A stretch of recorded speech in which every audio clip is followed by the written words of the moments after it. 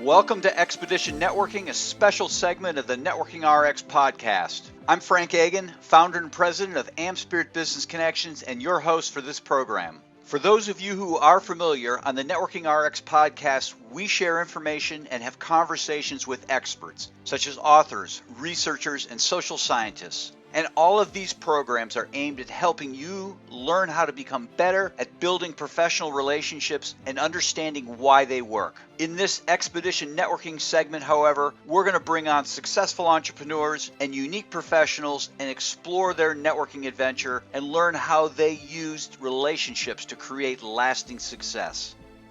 Today on Expedition Networking, we have Dan LeFave. Dan received life's second chance when he survived a severe car accident that took the lives of 3 other people. His struggles through brain injuries, business failures, heartbreaks, running marathons, and daily fights with fear and self-doubt. He is the #1 best-selling author of Living the Life of Your Dreams, How to Stop Working Insane Hours and Start Living an Awesome Life, helping businesses grow 7- and 8-figure revenues. He helps heart-centered business owners, or I should say heart-centered business owners, hire him to break through bottlenecks and scale to 7-figure businesses in half the time, and he guarantees that. He helps them establish self-managing businesses by upgrading not just their skill sets, but their mindset and also their systems to scale with ease. Welcome to the program, Dan. Thank you, Frank. It's an honor and a pleasure. I guess let's start back at the car accident. Can you share about that? And I mean, that sounds like a turning point for you.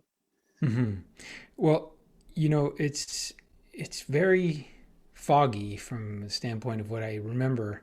But I was I believe I was around 7 years old, and we were on our way to a hockey tournament. And in those days, it was the 1970s, and it was a big Cadillac we were in. But that Cadillac looked more like a Pinto when we were done.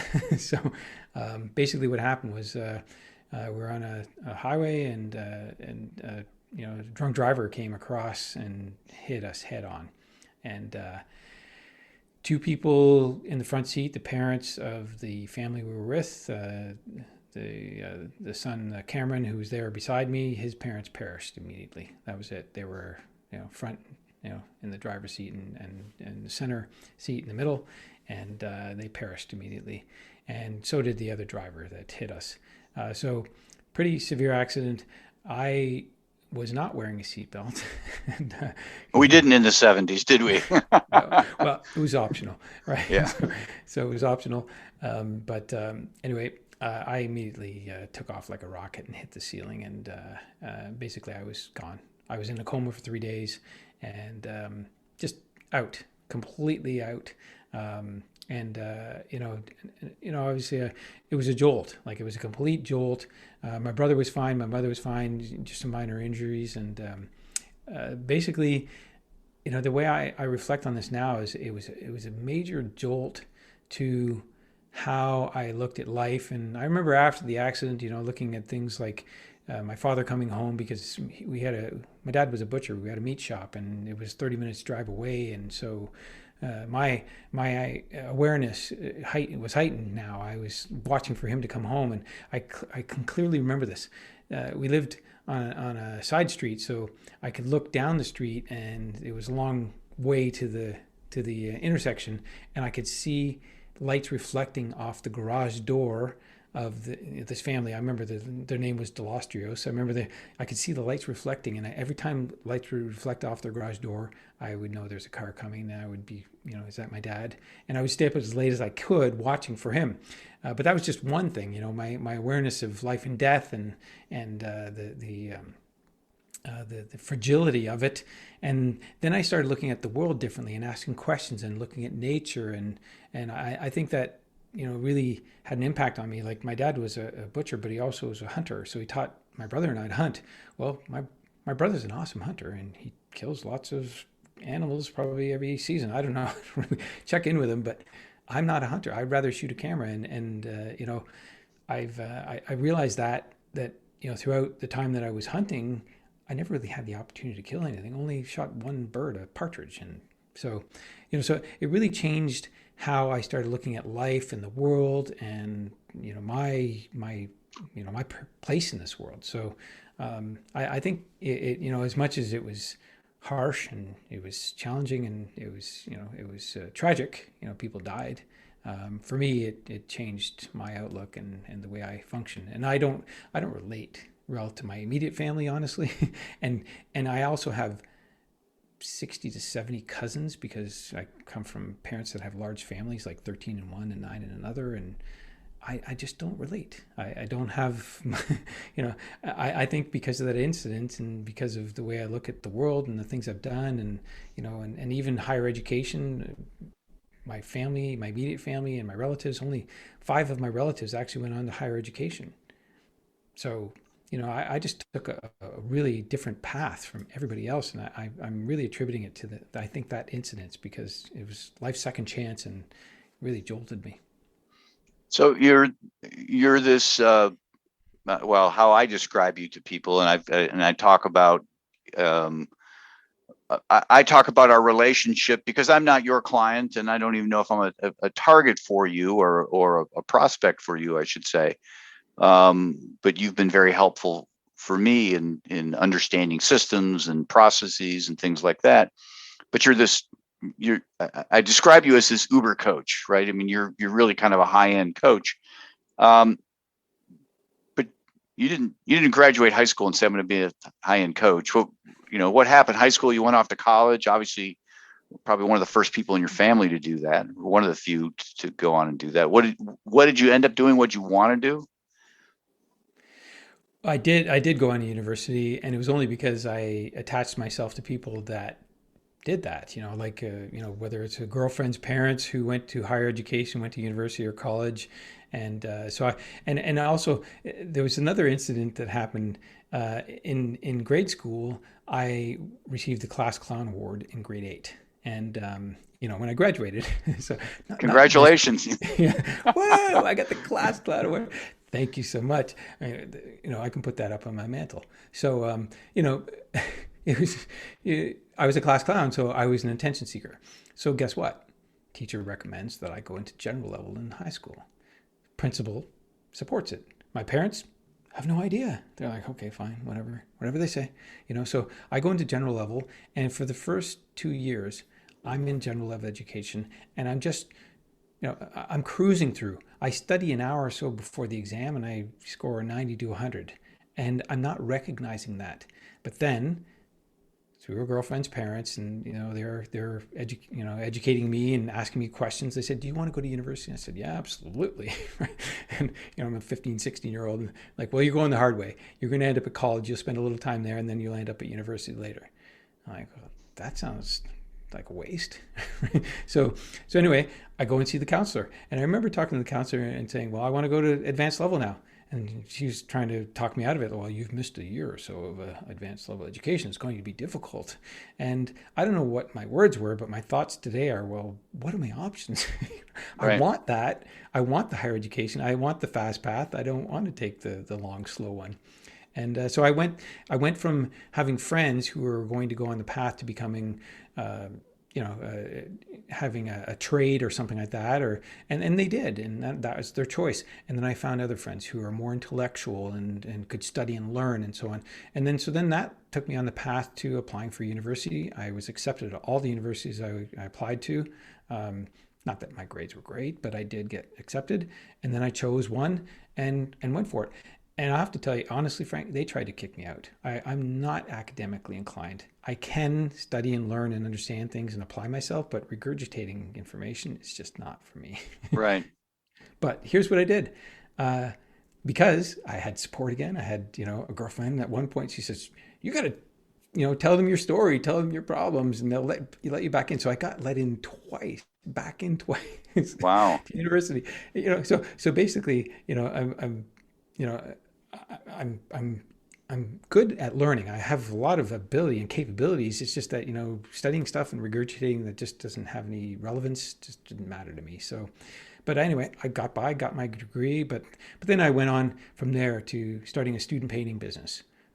Ended up finishing that with $3,000 in debt. It wasn't a complete success, but it wasn't a complete failure either. Right. I wasn't profitable. And then from there, I went on and I worked for a financial investment firm doing sales and marketing. Didn't know how to do that, but I did what I could. And then my brother was building a business and I joined him in the late 90s. It was construction for wireless telecom. And then boom, I helped him scale that business to $1 million in 3 years. And I had no idea what I was doing. I was fabricating profit and loss statements. I have no idea what I'm doing. The bank's asking for information. I'm giving it to them. I'm finding spreadsheets online in the 90s, which you can probably imagine was pretty difficult. Yeah. But I did. And then I just fabricated the numbers. And then I remember they asked for them year after year. And I just kept adding. I remember for revenues, I wouldn't add like 10 to 15, 20%. I would say, okay, 6%. I was just putting in random numbers, just multiplying it by a percentage. We're going to do that. And we did. Went 200,000 to 400,000, 600,000 to $1 million. And, and from then on, I just kept leapfrogging. I went on to do project management. I was hired by a telecom company to do project management. They gave me a $25 million project. I did that. I didn't know how to do it. I figured it out. And then I went from there because that contract ended, and I did real estate negotiations. And then from there, that contract was being ended, and I went to another company. I managed their commercial portfolio. Well, at the beginning I didn't. I managed 3 sources of revenue, and I was like knocking out of the park. Like they could see, hundreds of thousands of dollars in new revenue coming in all the time. And it's because I knew wireless telecom inside out and I knew everybody. And so, I could go golfing and deals are done. Right. And but that's the kind of path that I took and going through higher education. And honestly, if I look back at it, it was a lot of yeses. I was just saying yes, yes, yes, yes, yes. And then eventually, I was having my second son was being born, and that company was quasi-government that I was doing commercial revenue, quasi-government, and I increased revenues to 25 million. And quasi-government, they gave me a parental leave. I took 36 weeks of parental leave. I didn't even know I could do that. So the first child, I didn't do that. I took the leave, the 2 weeks, and worked. Right. But I took that 36 weeks, and that's where the awareness came in. It's like, okay, I'm disenchanted here. I ended up getting recruited at the, after going back after a few months. I went to another company, similar nature, just different. I was working with big landlords and representing big landlords. And you know what? I was disenchanted. 3 months in, they said, come into the boardroom. We got a little, we have to talk to you. You're fired. That was it. Boom, gone, cut off right before Christmas time, 2011. I remember that. And that was a huge shock. And I remember calling my wife and said, I'm heading over to Costco to get a few things. I just got fired. I'll tell you about it when I get home. And that's how I'm cool and collected when things happen. Usually I don't I don't hit the fan. But then from there it was soul searching, and I asked a friend of mine who's a therapist because I didn't know else to ask. She's got to know something. She said, "Well, what do you want?" I said, "I want to be with my family and be inspired." And she says, "Pray for it." I'm like, "Can't hurt." So pray for it. Next day I got a call from this guy Ken. He's my friend Jamie's father, and he has a successful multi-level marketing business. And I attempted working in that business with him in my 20s, but now I was 40, and I was thinking, okay, well, I remember talking to him on the phone, and in the back of my mind, I'm thinking, God, Ken, you're sending me Ken? Like, isn't there anybody better? Right. But guess what? Long story short, Ken gets me working on this, and it's a struggle. It's a battle. And for 6 months, I was trying it. I flew to wherever their events were and all that. And at one point, I was going to be flying into Salt Lake City to go to one of their events.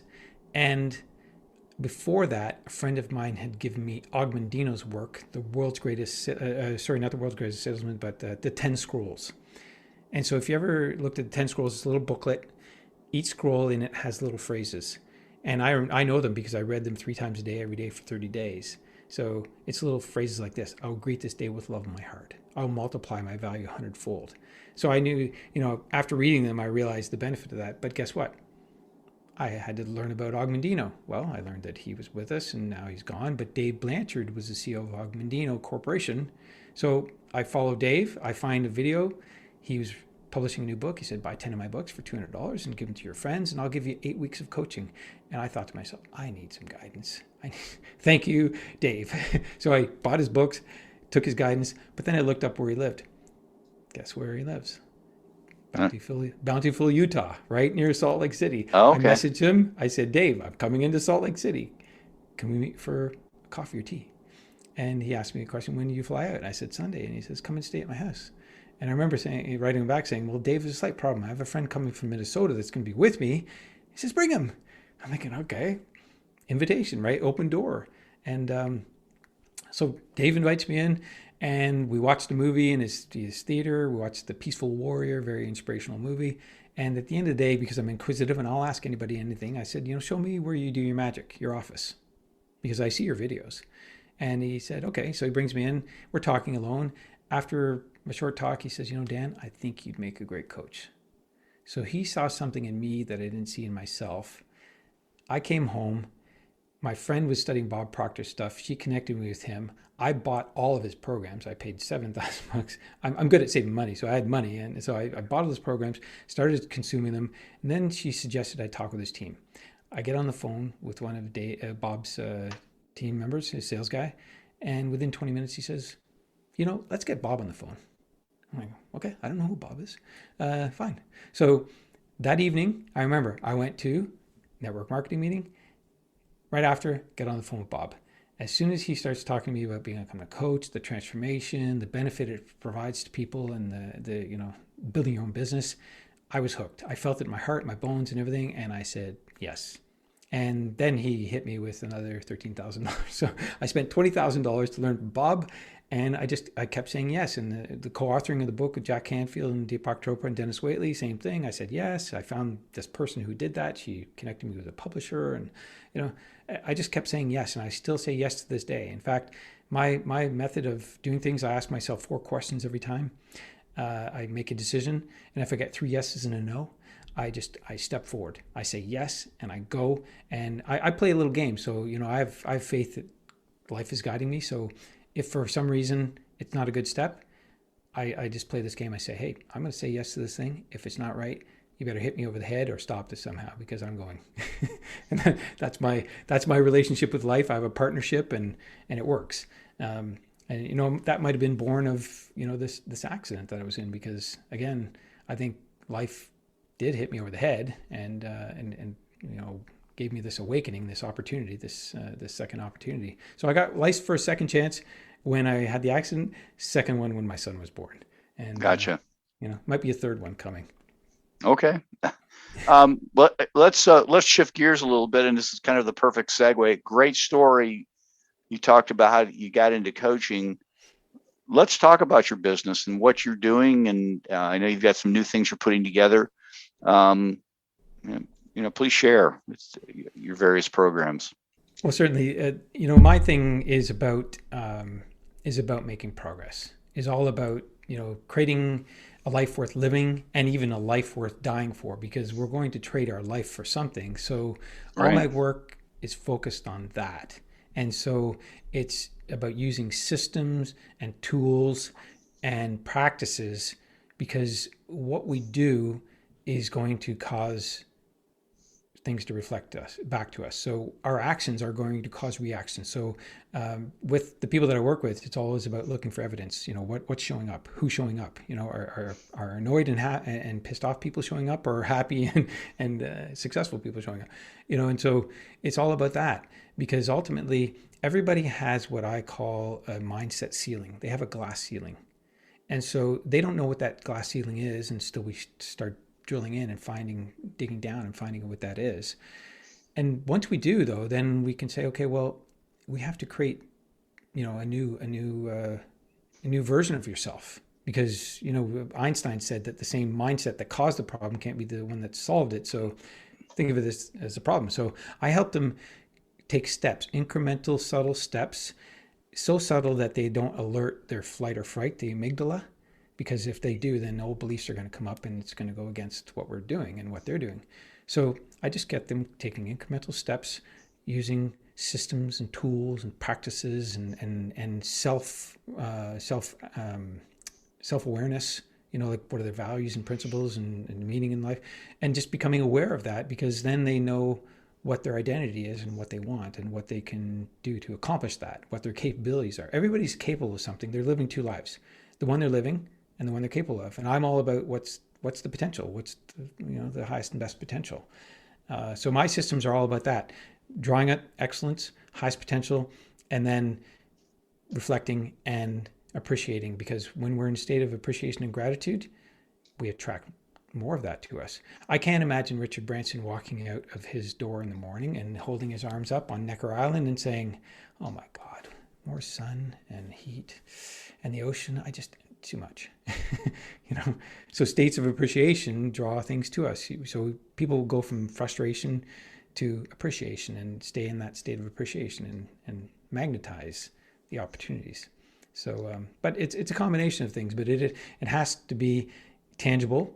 So that's the tactical things, the strategic using. I have something called focus productivity system, and that's very tactical, measuring performance. And then there's a measurement of appreciation and success and how we feel, because basically, how we feel is thoughts, through our thoughts. Thoughts moving through our body causes us to feel. So let's tune those thoughts in. Let's use the mechanics of our mind and use our higher faculties like perception, will, imagination, memory, intuition, and reason. Let's use those 6 faculties to draw out our best. So people that I work with are looking for excellence. They're high performers. They want to do something that's substantial. They want to plant seeds that they may never see. That's the kind of things that I do, and I want others that are like-minded to do the same. You do a lot with the 12-week year. I want to share around that, and you've got a couple programs around that now, or coming out with a couple programs, probably out by the time this hits. Well, yes, the 12-week year, awesome book. If you haven't read it, it is amazing. I've read it 30 times. It's some of the ways I consume things. So, but the essence of what I studied in that book, I've now put it into a system. And it's called a focus productivity system. And it's a way for establishing your goals, not just for business, but for your business, for your health and well-being, and for your relationships, because those are the 3 pillars in life. You can't live without one or the other. Right. So that's one of the systems that I apply. And then I have a brand and a system that's called the 3-month year. And we have the 3-month year academy, and that's a short one, that's 3 months. And then there's one that's called 3-month year inner circle, which is 12. And that's for folks that really want to scale their businesses to million, 7+ figures, 7-8 figures. And but really the system is all about dialing in to tactics and actions that you control, measuring performance on a weekly basis, looking for breakdowns, because then you know what to fix. It's like you and I, Frank, know what old cars were like. You bring them in, they start taking all sorts of parts out to find the problem, right? Right. It's a process of elimination. Today, they plug into the computer, they know what the problem is. Within 45 minutes, you're driving away and you're done. But now with our mind the way it is and the things that we've learned, we have to take that all away. We have to use steps and stages and measure performance and look for breakdowns, fix things gradually and subtly, and then ultimately the capabilities and potential are come to the surface, and then there is a lot more attraction, a lot more opportunities, and it's not so much heavy lifting. We don't have to push so much anymore. It's a pull, right? Right. So, what would be the best way for someone listening to get a hold of you? Well, I'm going to direct them to this focus productivity system, because Okay. I think it's phenomenal.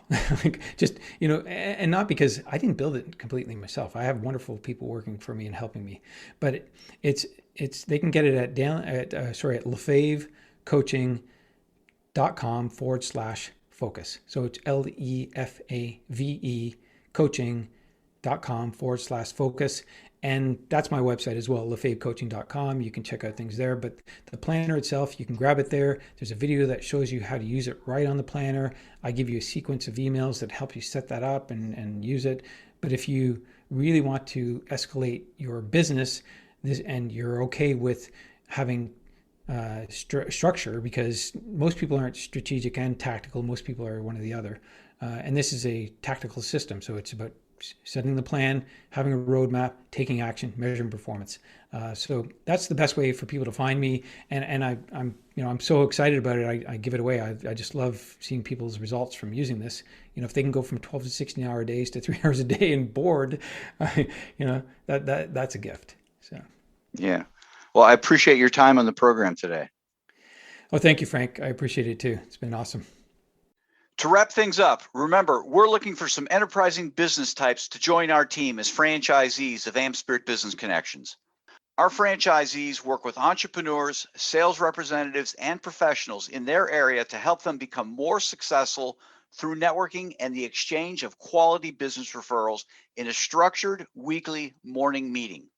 This is a unique franchise opportunity, you see, because these meetings are in the morning. A successful business type or professional can add this franchise opportunity onto what they're already doing. Again, all of our franchisees do something else.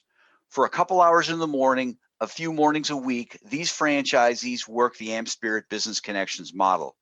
The rest of the time, they're attorneys, accountants, realtors, coaches, and consultants of various kinds.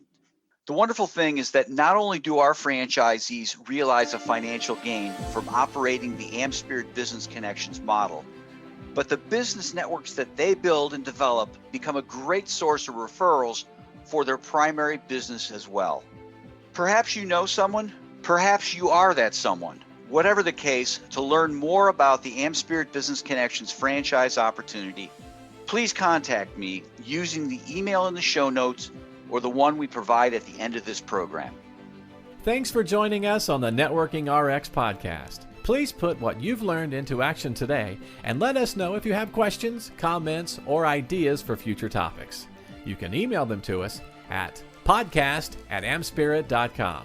That's AmSpirit.com. Finally, so you never miss an episode, be sure to subscribe to the Networking RX podcast through iTunes, Overcast, or however you receive your podcasts. Now get out and network with someone. The Networking RX podcast is the copyright production of AmSpirit Business Connection. All rights reserved.